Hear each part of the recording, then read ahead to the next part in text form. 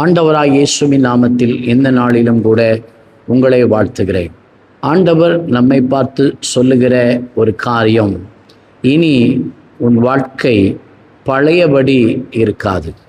இனி உன் வாழ்க்கை பழையபடி இருக்காது. ஏசாயா தீர்க்க தரிசன புஸ்தகம் 43வது அதிகாரம் 19வது வசனம், இதோ நான் புதிய காரியத்தை செய்கிறேன், அது இப்பொழுதே தோன்றும், நீங்கள் அதை அறிவீர்களா? கடந்த நாட்களிலே நம்முடைய வாழ்க்கையில் இருந்த தோல்விகள், காயங்கள், இழப்புகள், ஏமாற்றங்கள் ஆகியவற்றிலே இருந்த கவனங்கள், அதையே நினைத்து வேதனைப்பட்டு கொண்டிருந்த காரியங்களை மேலே கவனம் செலுத்தாமல் கர்த்தர் செய்ய போகிற புதிய காரியத்தின் மேலே நீங்கள் எதிர்பார்ப்போடு இருக்கும்படி கர்த்தர் இந்த நாளிலே உங்களை அழைக்கிறார். ஒரு மனிதனுடைய சூழ்நிலை ஒரே நாளில் மாறாவிட்டாலும் கர்த்தர் செயல்பட தொடங்கும் போது அவரது வாழ்க்கையில் ஒரு திசை மாறி ஒரு புதிய அனுபவங்கள் உண்டாகும். ஓடிய கதவுகள் திறக்கும். நீண்ட நாட்களாய் தடைபட்டிருந்த ஆசீர்வாதங்கள் கைகூடி வரும். உடைந்த உறவுகள் சீர்பொருந்தும். மனதில் நீண்ட காலமாயிருந்த பாரங்கள் இந்த நாளிலே அகன்று போகக்கூடியதாய் காணப்படும். தேவன் புதிய காரியத்தை செய்யும்போது இனி உன் வாழ்க்கை பழையபடி இருக்காது. ஒரு மெய்ப்பனுடைய கதையை சொல்லுகிறேன். ஒரு கிராமத்தில் சிறிய ஒரு பையன் இருந்தான். அவன் தினமும் ஆடுகளை மேய்த்து கொண்டிருந்தான். அந்த கிராமத்தில் இருந்தவர்கள் அந்த சிறுவனை சாதாரண சிறுவனாகத்தான் பார்த்தார்கள். அவனை யாரும் பெரியவனாக பார்க்கவில்லை. ஆனால் அந்த சிறுவன் நேரம் கிடைக்கும் போதெல்லாம் தனிமையில் கர்த்தரை தேடி ஜெபிப்பது அவனுக்கு வழக்கம். ஒரு நாள் ஆடுகளை மேய்த்து கொண்டிருந்து இரவு நேரங்களிலே அவன் ஆடுகளை காத்து கொண்டிருக்கிற நாட்களில் ஒருமுறை சிங்கமும் ஒருமுறை கரடியும் வந்தபோது அதை எதிர்த்து அதன் மேலே வெற்றி கொண்டான்.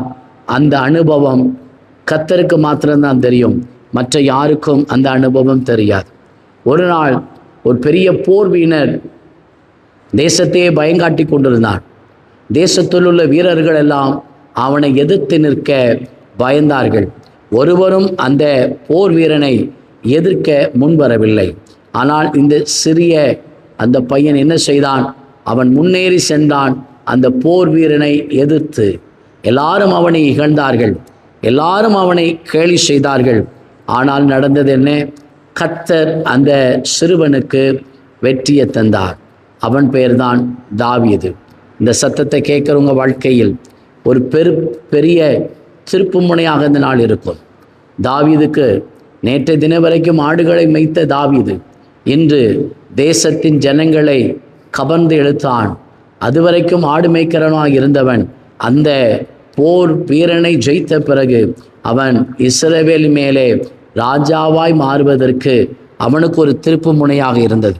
இன்றும் உங்கள் வேலை யாரும் கவனிக்கவில்லையா? உங்கள் திறமைகள் யாருக்கும் தெரியவில்லையா? நீங்கள் படுகிற அந்த பிரயாசங்கள் மற்றவர்களுக்கு தெரியவில்லை என்று நீங்கள் இன்றைக்கு வேதனையோடு இருக்கிறீர்களா? ஒரு நாள் தாவீதை உயர்த்தின கர்த்தர் உங்களையும் உயர்த்த போகிறார். தாவீதுக்கு வந்த ஒரு திருப்பு முனை போல தேவன் உங்கள் வாழ்க்கையிலும் ஒரு புதிய அத்தியாயத்தை தொடங்க போகிறார். இன்று சாதாரண நாளாக தோன்றினாலும் நாளை உங்கள் வாழ்க்கையில் முழுமையாக மாற்றம் நாளாக, மாற்றம் காணப்படுகிற நாளாக இருக்கும். இனி உன் வாழ்க்கை பழையபடி இருக்காது. இனி உன் வாழ்க்கை பழையபடி இருக்காது. தேவன் உங்களுக்காக ஆயத்தப்படுத்திய புதிய பாதை திறக்கப் போகிறது. ஜெபிப்போமா? இனி உன் வாழ்க்கை பழையபடி இருக்காது. இதோ நான் புதிய காரியத்தை செய்கிறேன், அது இப்பொழுதே தோன்றும், அதை நீங்கள் அறிவீர்களா என்று நீர் எங்களை பார்த்து கேட்கிறதற்காய் ஸ்தோத்திரம். இதுவரைக்கும் பழைய கண்ணீரையும் கவலைகளையும் துக்கங்களையும் ஏமாற்றங்களையும் பலவீனப்பட்ட காலங்களையும் அநேகரால் தள்ளப்பட்ட காலங்களை நினைத்து கொண்டு இந்த அனுபவங்கள் மாறி என் ஆண்டவரின் வாழ்க்கையில் ஒரு புதிய காரியத்தை செய்ய போகிறார் அப்படின்னு சொல்லி அதன் மேலே கவனத்தை செலுத்தி தாவீது வாழ்க்கையிலே அந்த பெரிய போர் வீரனை ஜெயித்த அந்த நாள் ஒரு திருப்பு முனையாக இருந்தது போல பிள்ளைகளுக்கு வாழ்க்கையிலும் ஒரு திருப்பு முனையான நாட்களை நீர் ஏற்படுத்துகிறதற்காய் ஸ்தோத்திரம். அந்த நாள் எந்த நாளாய் அமைய போகிறதற்காய் ஸ்தோத்திரம். இந்த சத்தத்தை கேட்கிற ஒவ்வொரு சகோதரர் வாழ்க்கையிலும் நன்மை செய்யுங்க. இயேசுவின் நாமத்தில் பிதாவே, ஆமென். இந்த நாளிலிருந்து ஒரு பெரிய மாற்றத்தை நீங்கள் காணப்போகிறீர்கள்.